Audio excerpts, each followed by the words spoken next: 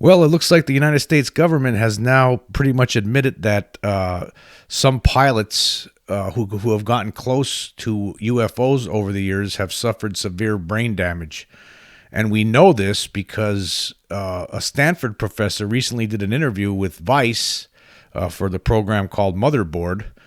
And this Stanford professor, his name is Garry Nolan, and he was talking about his work with the government. He's basically approached by some officials from the Pentagon and some officials from aeronautics corporations because they wanted him to find out if what's going on here with these pilots. Like some of these pilots who came close to UFOs ended up suffering from severe neurological problems. And in this interview, it was a question and answer interview, which I will leave a link to this page for Vice, and you could read it for yourself. And there's also a video there where there's actually more information in the video than what's actually you could read here. And anyway, he says that he was approached by the government and. He said these guys showed up and they said, we need you to help us with this because we want to do blood analysis. And everybody says that you've got the best blood analysis instrumentation on the planet. Then he said they started showing the MRIs of some of these pilots and ground personnel and intelligence agents who had been damaged. The MRIs were clear. You didn't even have to be an MD to see there was a problem. Some of their brains were horribly, horribly damaged. And so that's what kind of got me involved. And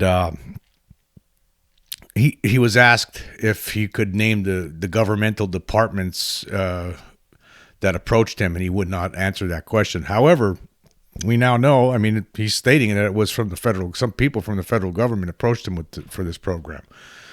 And in this interview, he was asked that, can you describe the more anomalous effects on the brains you observed with the MRIs? And his answer was this: if you've ever looked at an MRI of somebody with multiple sclerosis, there's something called white matter disease. It's scarring. It's a big white blob or multiple white blobs scattered throughout the MRI.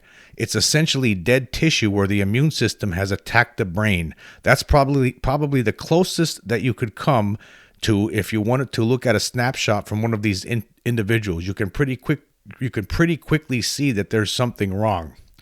And then he was also asked, how many patients did you look at in that first phase? He says it was around 100 patients. They were almost all defense or governmental personnel or people working in the aerospace industry, people doing government level work. Here's how it works. Let's say that a Department of Defense personnel gets damaged or hurt. Odd cases go up the chain of command, at least within the medical branch. If nobody knows what to do with it, it goes all over to what's called the weird desk, where things get thrown in a bucket. Then somebody eventually says, oh, there's enough interesting things in this bucket worth following up on that all look reasonably similar. Science works by comparing things that are similar and dissimilar to other things. Enough people were having very similar kinds of bad things happen to them, and it came to the attention of a guy by the name of Dr. Kit Green. He was in charge of studying some of these individuals. You have a smorgasbord of patients, some of whom had heard weird noises, buzzing in their head, got sick, etc. A reasonable subset of them had claimed to have seen UAPs, and some claimed to be close to things that got them sick. And then he showed them. He shows this interviewer pictures of MRIs and the brains of some of these people that got close to the UFOs. And you could see the damage that it caught, that whatever was emanating from these objects caused damage in the brains. He was also asked, did the people who claimed that they'd had an encounter, especially the pilots, describe any perceivable decrease in neurological capacity? And his answer was, of the 100 or so patients that we looked at, about a quarter of them died from their injuries. The majority of these patients had symptomology that's basically identical to what's now called Havana syndrome. We think amongst the bucket list of cases, we had the first Havana syndrome patients. Once this turned into a national security problem with the Havana syndrome, I was locked out of all the access to the files because it's now a serious potential international incident if they ever figured out who's been doing it.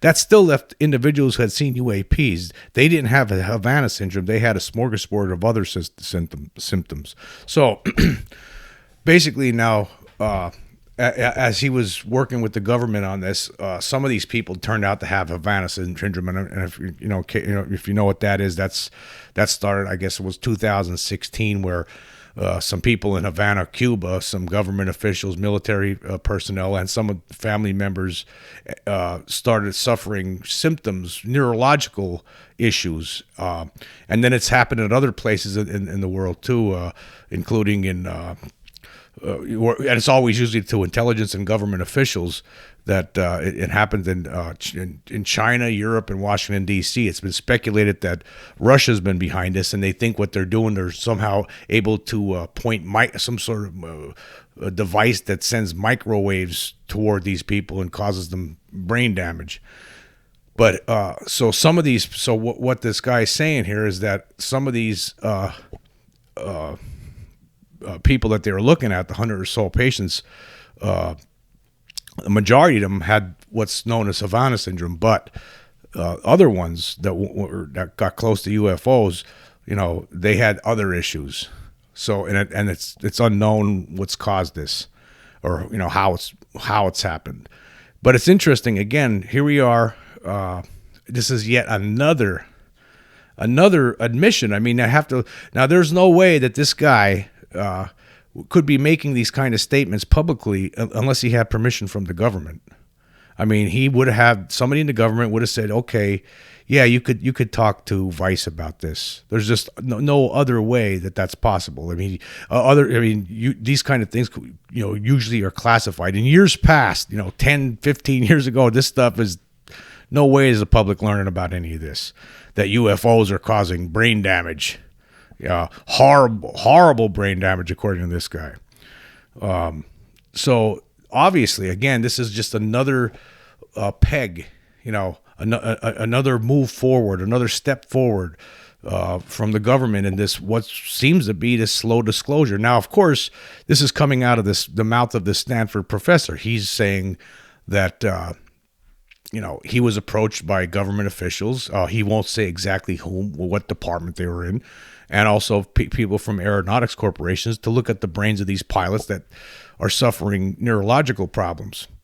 And apparently, some of these people died. I guess some of them, he's not clear here, but it looks like some of them who died were suffering from Havana syndrome, which is being caused by probably Russia. Okay. And some of them died from getting too close to a UFO.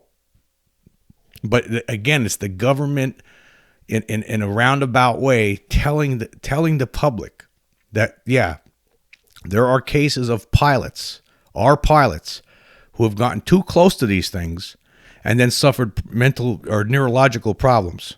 Like their brains became horribly damaged. Some of them died.